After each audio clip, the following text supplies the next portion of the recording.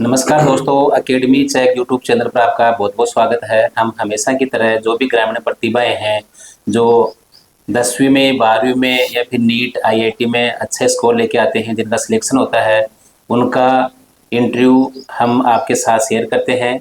तो आज हम आए हैं पोंग ग्राम पंचायत में। हमारे साथ में हैं एक ऐसे छात्र जिनका नीट में सिलेक्शन हुआ है। तो सबसे पहले तो आपका नीट में सिलेक्शन होने पर बहुत बहुत बधाई। धन्यवाद।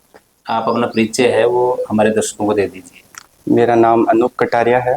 पिताजी का नाम सुमेर सिंह कटारिया। और नीट में स्कोर मेरा 538 रहा है। और मैंने गुरु कृपा सीकर से तैयारी की है। तो जैसे कि हर स्टूडेंट का कोई ना कोई एम होता है, किसी का डॉक्टर बनना, किसी का इंजीनियर बनना, किसी का आईएएस बनना।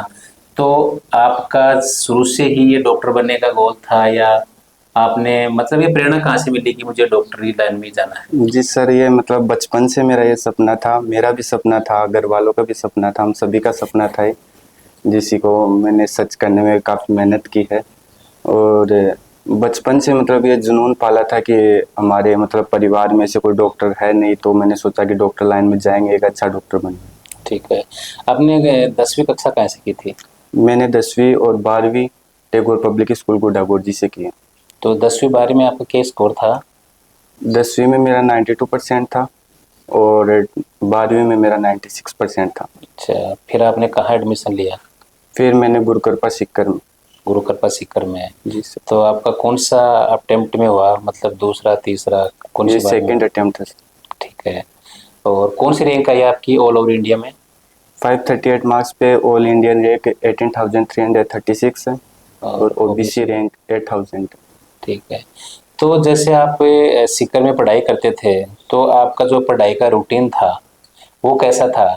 क्योंकि रूटीन तो आपका वैसे सही होगा, क्योंकि आपके 10th में और 12th में भी अच्छे मार्क्स हैं। जी तो सर। एक बार जो भी छात्र छात्राएं हैं आपकी जैसे तैयारी कर रही हैं, तो एक बार आपका जो पढ़ाई करने का तरीका है, आप किस माइंडसेट के साथ पढ़ते थे, वो सब सारी चीज़ें एक बार हमें बता दीजिए। जी सर, देखिए, जैसे कि कोचिंग जैसे स्टार्ट रहते थे, उस टाइम पर सुबह 6 बजे कोचिंग स्टार्ट होता था, 1 बजे तक कोचिंग चलता था।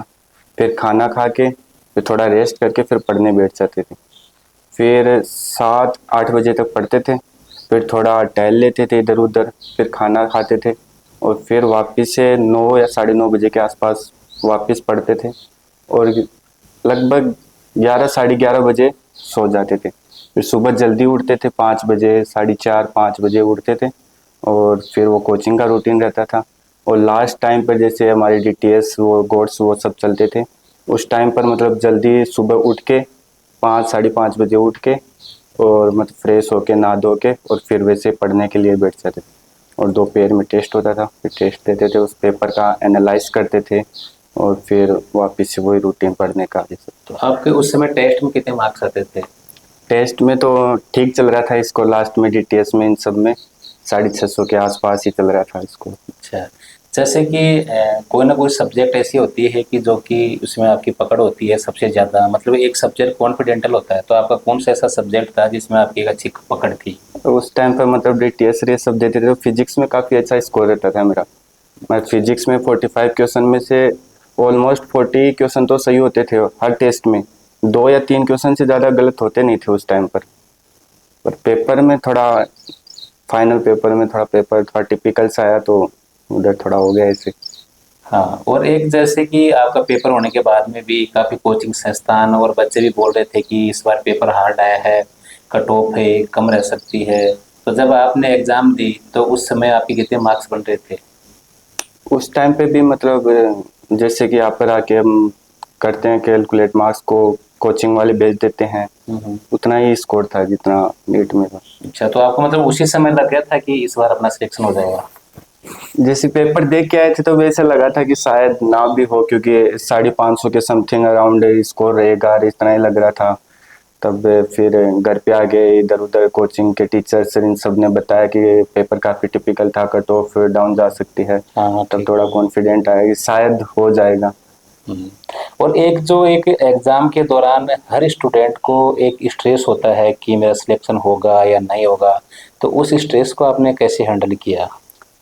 उसको सर, जैसे कि अपने को पहले तो एग्ज़ाम के टाइम पे ये सोचना बिल्कुल नहीं है कि होगा या नहीं होगा। होगा, यही कंफर्म यही करके चलना है कि अपना ही होगा, सिलेक्शन होके ही रहेगा, चाहिए कुछ भी हो जाए, बस इसी सोच के साथ अपने को पेपर में बैठना चाहिए। और वहाँ पे पेपर में ऐसे आ जाता है ख्याल बीच में कि यार ये क्वेश्चन तो 2-3 क्वेश्चन आ ही नहीं रहे, तो अब क्या होगा क्या नहीं होगा। तो थोड़ा सा पानी पीना है, थोड़ा सा रिलैक्स करना है, एक डीप ब्रीथ लेनी है और फिर पेपर करना है, ये बिल्कुल नहीं सोचना है। बस यही चीज है कि हमारा जो मोटिव है इंटरव्यू लेने का, ये हम इनसे यही पूछना चाहते हैं कि मतलब एक किस माइंडसेट के साथ पढ़ते हैं। तो ये चीज़ उन्होंने शेयर की। तो अब जो भी छात्र छात्रा हैं इनके जैसे तैयारी करते हैं, उनको भी इसी तरीके से कंसिस्टेंट पढ़ाई करनी है और इन सब चीज़ों का ध्यान रखना है। और मैं आपसे ये पूछूंगा कि जैसे आपके जैसे और भी काफ़ी ग्रामीण प्रदेश के छात्र छात्राएं हैं जिनके पिता अनपढ़ गरीब मजदूर हैं, तो उन छात्राओं के लिए भी आप या फिर छात्रों के लिए आप क्या संदेश देना चाहोगे, मतलब किस तरीके से पढ़ाई करनी चाहिए? उनको सर एकदम लगन से पढ़ाई करनी चाहिए, कंसिस्टेंसी होनी चाहिए पढ़ाई के अंदर, रेगुलर, जैसे कि जो क्लास में पढ़ाते हैं उसको जाके हॉस्टल में रूम पर जाके अच्छे से उसका रिवीजन करना चाहिए, उस पर मल्टीपल क्वेश्चन करने चाहिए, ताकि वो मतलब जो टॉपिक होता है वो अच्छे से दिमाग में माइंड सेट हो जाए, उसका क्या क्या क्वेश्चन बनते हैं उसकी पीवाईक्यू लगानी चाहिए ज़्यादा से ज़्यादा। और रेगुलर स्टडी करना चाहिए, ऐसा नहीं है कि बीच में छोड़ दिया, आज का कल पढ़ लेंगे, कल का आज तो टीचर ने थोड़ा सा पढ़ाया है तो कोई बात नहीं, कल परसों पढ़ लेंगे, तो ऐसा नहीं है, रेगुलर स्टडी करनी चाहिए।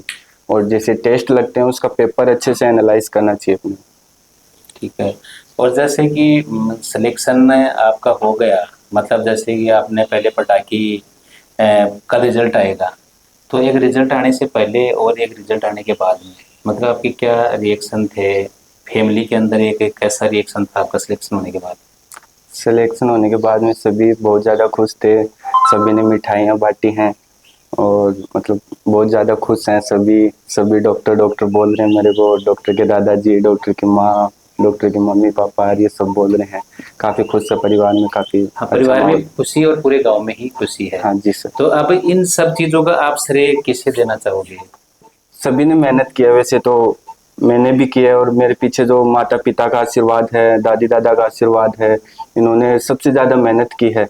मतलब मम्मी भी सुबह मतलब खाना बना के, हमारा टिफिन बना के वहाँ पे भेजते थे, हम रूम पे रहते थे, मैं और मेरा भाई रूम पे रहते थे ऐसा।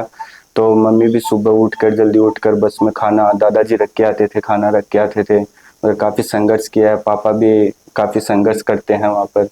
और भैया ने भी मतलब वहाँ पे काफ़ी मोटिवेट किया मेरे को, मतलब भैया ने डीमोटिवेट मेरे को बिल्कुल नहीं होने दिया वहाँ पर, काफ़ी ध्यान रखा, मेरी हेल्थ का भी ध्यान रखा, और ये सब। हाँ, मेन चीज़ यही होती है कि जैसे आपने दूसरा अटेम्प्ट में आपने किया है, तो मतलब एक डिस्ट्रैक्शन तो माइंड में होता ही है कहीं ना कहीं।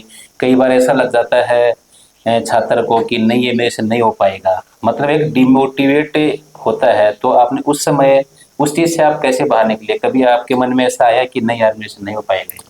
हाँ मतलब 1-2 अटेम्प्ट हो जाता है तो नेचुरली होता है कि अपने माइंड में बार बार में ऐसा आता है कि इस बार नहीं होगा तो फिर क्या होगा, और ये सब तो नेचुरली प्रोसेस है।